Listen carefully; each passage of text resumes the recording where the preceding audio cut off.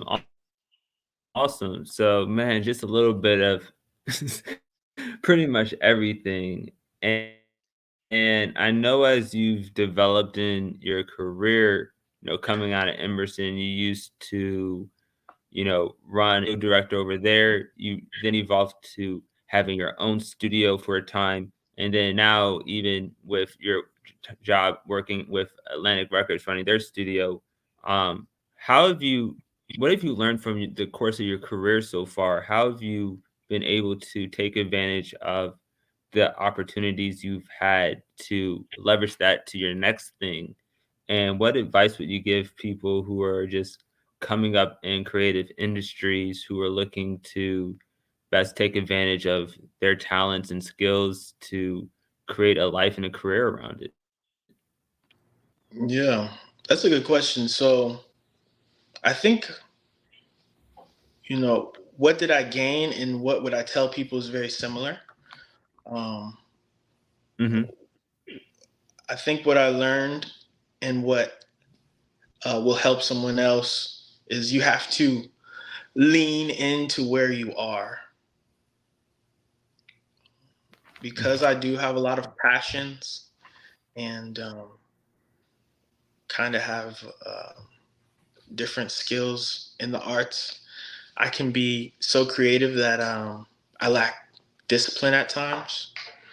So, really I was talking to a friend about this the other day, but kind of being hard on myself, being mean to myself, and forcing myself to um, lean into where I am and give that thing my attention. What you like to say, I love this term that you coined, or you're the first person I heard say it, your T, your time, energy, and attention.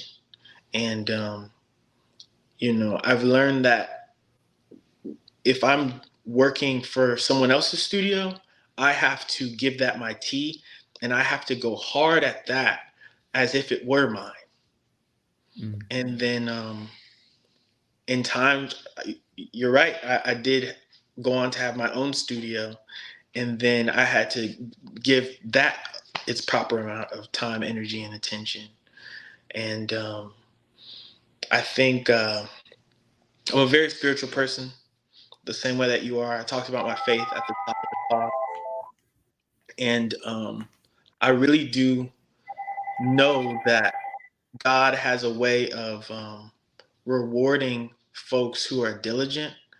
And if you don't despise small beginnings, or if you don't despise where you are, something that I used to do, and it stagnated me and it slowed down my growth and different stages of my life and career, is I used to say, oh, I don't really love this job. I'm just going to do this until I can do what I really want to do. And I'm going to work hard and give that my full attention.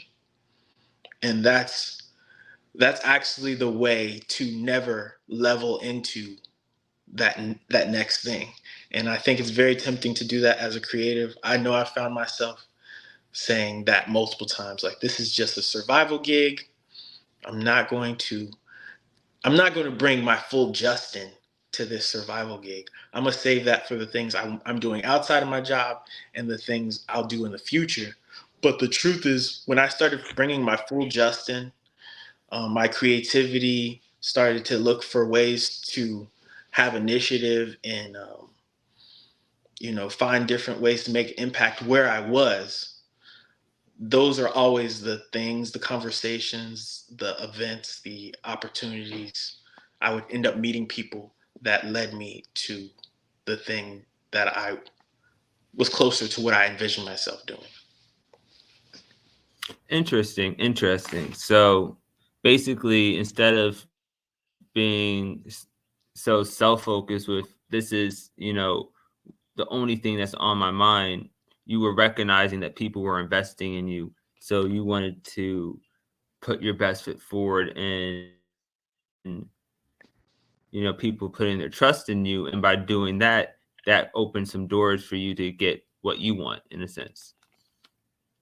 Putting my best foot forward is probably the best way to leave it to you to sum up my long-winded response. But that's literally what I'm saying. Put your best foot forward, and that'll open the door to your next best thing. So within your, I guess, doing one thing at a time, being present with all your different opportunities, what are some of your favorite projects that you've had the chance to work on, and why do those projects, I guess, stick out to you more than other things you've done in the past?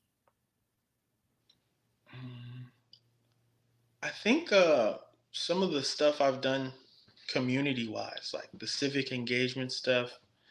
Uh, there was a job that I had, and part of my role was using the recording studio and ADR studio and voiceover. We did all kinds of stuff, podcasts, but taking a less commercial and revenue driven approach to that space and organizing talkbacks and events and panels. And you've attended some of that stuff in the past. Yeah, the Um, Laney Stewart one always sticks out to me. yeah, that was a cool one. And I worked with this nonprofit called Sound Girls.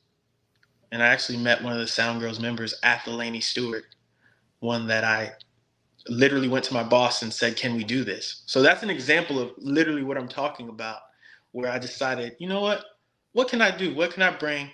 Um, Brought this really talented, legendary producer, songwriter in, met a Sound Girls member, and she introduced me to the president of Sound Girls, which is this amazing nonprofit for women and folks who identify as women um, to learn about uh, sound and recording and because a lot of the population of sound folks are male, so their focus is really looking out for women and giving them a space to learn and acquire different skills in audio. And I started to do some of these panels and partner with them to bring in folks from their community. We reached out to the community at large, and went on Eventbrite and had some folks that lived in the area, alumni from some of the colleges that I mentioned would attend these events. So those are things where I know people met each other and created things. People met each other and created businesses from some of those events. People, got placements and you know, found their tribe, made friends.